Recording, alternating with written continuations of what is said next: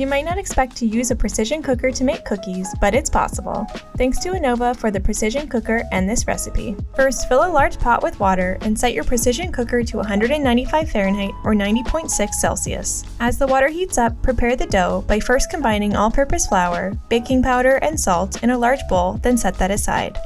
In a separate bowl, cream together 6 tablespoons of softened unsalted butter and brown sugar. You might have noticed that this is far less butter than with regular cookies. That's because cookies made with the sous vide method will be mushy with too much butter. Add 1 egg and 2 teaspoons of vanilla extract, then whip really well until the mixture is light and fluffy. This will take about 3 to 5 minutes. Next, add the dry ingredients and stir using a rubber spatula. Finally, pour in 1 cup of chocolate chips and stir again until combined.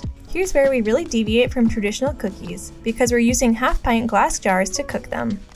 Generously grease 5 jars with butter, then you can evenly distribute the dough between them. Use the back of a spoon or your fingers to press the dough into the bottom of each jar. Each jar should be no more than halfway full. Cover the jars with the lids and screw them on until just tight, but don't over-tighten them. Some air needs to escape in the cooking process. Using tongs, carefully place the jars into the water bath, then leave to gently cook for 3 hours. It's true, 3 hours seems like a long time to wait for cookies, but these are no average cookie. Carefully remove the jars from the water and place on a cooling rack. Remove the lids and allow to cool to room temperature. You could eat them now, straight from the jar if you like.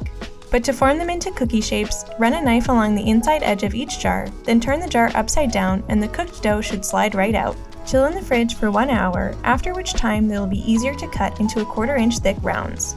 These definitely aren't like regular cookies. The texture is like thick, fudgy cookie dough, and the flavor is very rich. If you have a precision cooker, it's definitely worth a try.